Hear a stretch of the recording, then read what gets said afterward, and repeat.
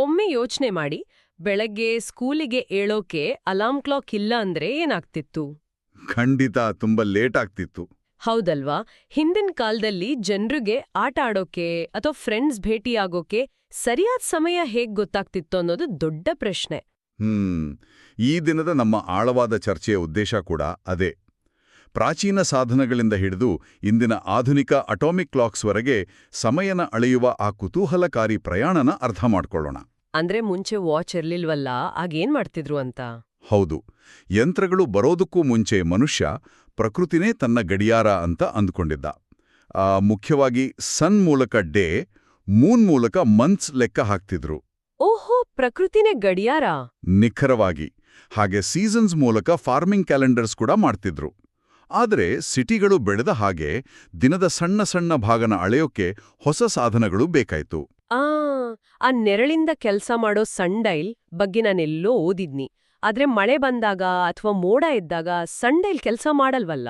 ಸರಿಯಾಗಿ ಹೇಳ್ರಿ ಪಾಯಿಂಟ್. ಬಹುಶಃ ಅದಕ್ಕೇನೆ ಅವರು ಬೇರೆ ದಾರಿ ಹುಡುಕಿದ್ರು. ಅಂದ್ರೆ ಈ ವಾಟರ್ ಕ್ಲಾಕ್ ತರನಾ? ಹೌದು, ವಾಟರ್ ಕ್ಲಾಕ್. ಇದನ್ನೇ ನಮ್ಮಲ್ಲಿ ಘಟಿಕಾ ಯಂತ್ರ ಅಂತ ಕರೀತಾರೆ. ನೀರು ತೊಟ್ಟಿಕ್ಕುವ ಲೆಕ್ಕದಲ್ಲಿ ಸಮಯ ಅಳೆಯೋದು. ಹಾಗೆ ಮರಳಿನ ಅವರ್ ಗ್ಲಾಸ್ ಮತ್ತೆ ಕರುಗುವ ಮೇಣದ ಕ್ಯಾಂಡಲ್ ಕ್ಲಾಕ್ ಕೂಡ ಕಂಡುಹಿಡಿದ್ರು. ಆಹಾ, ಮೋಡ ಇದ್ದಾಗ ಇವೆಲ್ಲ ತುಂಬಾ ಯೂಸ್ ಆಗ್ತಿತ್ತು. ಖಂಡಿತ. ಆದ್ರೆ ಪ್ರಾಚೀನ ಸಾಧನಗಳ ಬಗ್ಗೆ ಮಾತಾಡುವಾಗ ಭಾರತದ ಹೆಮ್ಮೆಯ ಕೊಡುಗೆ ಬಗ್ಗೆ ನಾವು ಮರೆಯುವಂಟಿಲ್ಲ. ಆರ್ಯಭಟ ಮತ್ತೆ ವರಾಹಮಿಹಿರ ಅವರ ಕೊಡುಗೆ ತುಂಬಾ ದೊಡ್ಡದು. ನಮಗೂ ಸೈನ್ಸ್ ಕ್ಲಾಸಲ್ಲಿ ಹೇಳಿಕೊಟ್ಟಿದ್ದಾರೆ. ಜೈಪುರದಲ್ಲಿ ಇರೋ ಜಂತರ್ ಮಂತರ್ನಲ್ಲಿ ಒಂದು ಸಮ್ರಾಟ್ ಯಂತ್ರ ಇದೆ. ಇದು ಪ್ರಪಂಚದ ಅತಿದೊಡ್ಡ ಕಲ್ಲಿನ ಸನ್ಡೈಲ್ಗಳಲ್ಲಿ ಒಂದು. ಅರೆ, ಅಂದ್ರೆ ಸಮ್ರಾಟ್ ಯಂತ್ರ ಒಂದು ದೊಡ್ಡ ಮೈದಾನದಷ್ಟು ದೊಡ್ಡ ವಾಚ್ ಇದ್ದ ಹಾಗೆ ಅಲ್ವಾ? ಎಕ್ಸಾಕ್ಟ್ಲಿ. ದೊಡ್ಡದಿದ್ದಷ್ಟು ನೆರಳು ಸ್ಪಷ್ಟವಾಗಿ ಕಾಣುತ್ತೆ. ಆಮೇಲೆ ನಿಧಾನವಾಗಿ ಗೀರ್ಸ್ ಇರೋ ಮೆಕ್ಯಾನಿಕಲ್ ಕ್ಲಾಕ್ಸ್ ಬಂತು. ಆಮೇಲೆ ನಾವೀಗ ಹೆಚ್ಚಾಗಿ ಬಳಸುವ ಕ್ವಾಡ್ಸ್ ಕ್ಲಾಕ್ಸ್ ಬಂತು. ಒಂದು ನಿಮಿಷ, ಕ್ವಾಡ್ಸ್ ಕ್ಲಾಕ್ಸ್ನಲ್ಲಿ ಕ್ರಿಸ್ಟಲ್ ಇರುತ್ತೆ, ಅದು ನಡುಗುತ್ತೆ ಅಂತಾರಲ್ಲ, ಅಂದ್ರೆ ನಮ್ಮ ಫೋನ್ ವೈಬ್ರೇಟ್ ಆದ ಹಾಗೆ ಇರುತ್ತಾ ಅದು? ಆ ಥರ ಭೌತಿಕವಾಗಿ ಮೋಟರಿಂದ ಅಲ್ಲ. ಅದಕ್ಕೆ ಎಲೆಕ್ಟ್ರಿಕ್ ಶಕ್ತಿ ಕೊಟ್ಟಾಗ ಆ ಕ್ರಿಸ್ಟಲ್ ತುಂಬಾ ವೇಗವಾಗಿ ಕಂಪಿಸುತ್ತೆ. ಅದನ್ನೇ ಚಿಪ್ ಸೆಕೆಂಡ್ ಆಗಿ ಕನ್ವರ್ಟ್ ಮಾಡುತ್ತೆ. ಓ, ಅದು ನಮ್ಮ ಕಣ್ಣಿಗೆ ಕಾಣಲ್ಲ. ಹೌದು. ಆಮೇಲೆ ಜಿಪಿಎಸ್ನಲ್ಲಿ ಬಳಸುವ ಅತಿ ನಿಖರವಾದ ಅಟಾಮಿಕ್ ಕ್ಲಾಕ್ಸ್ ಬಂತು.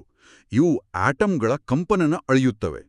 ಇವು ಎಷ್ಟೊಂದು ನಿಖರ ಅಂದ್ರೆ ಒಂದು ಸಣ್ಣ ಮಿಸ್ಟೇಕ್ ಆದ್ರೂ ಜಿಪಿಎಸ್ ಮ್ಯಾಪ್ ತಪ್ಪಾಗ್ಬಿಡುತ್ತೆ. ಮೈ ಗಾಡ್!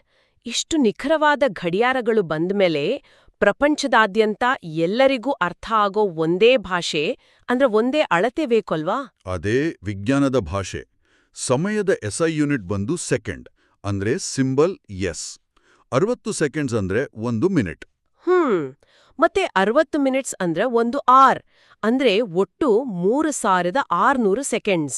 ಸರಿ, ಆದ್ರೆ ಇಲ್ಲೊಂದು ಮುಖ್ಯ ನಿಯಮ ಇದೆ. ಸಿಂಬಲ್ಸ್ ಯಾವಾಗ್ಲೂ ಲೋವರ್ ಕೇಸ್ನಲ್ಲಿ ಇರಬೇಕು, ಮತ್ತೆ ಅದಕ್ಕೆ ಪ್ಲೂರಲ್ ಎಸ್ ಸೇರಿಸಬಾರ್ದು. ಅರೆ, ಅಂದ್ರೆ ಸೈನ್ಸ್ ಹೋಮ್ವರ್ಕ್ನಲ್ಲಿ 10 HRS ಅಥವಾ 10 ಸೆಕ್ಸ್ ಅಂತ ಬರೆಯೋದು ತಪ್ಪಾ? ಖಂಡಿತ ತಪ್ಪು. ಕೇವಲ 10 H ಮತ್ತೆ 10 S ಅಂತ ಮಾತ್ರ ಬರಿಬೇಕು.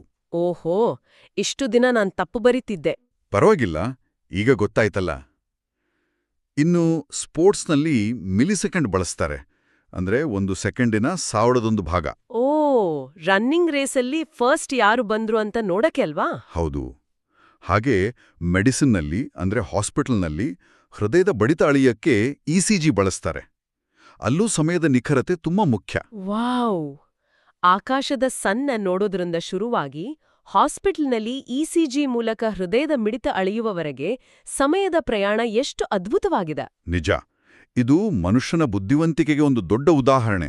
ಕೊನೆಯದಾಗಿ ಒಂದು ಕುತೂಹಲಕಾರಿ ಯೋಚನೆ. ಇಂದು ಓಟದ ಸ್ಪರ್ಧೆಯಲ್ಲಿ ಗೆಲ್ಲೋರನ್ನ ಒಂದು ಸಂಘ ಮಿಲಿಸೆಕೆಂಡ್ ನಿರ್ಧರಿಸುತ್ತೆ.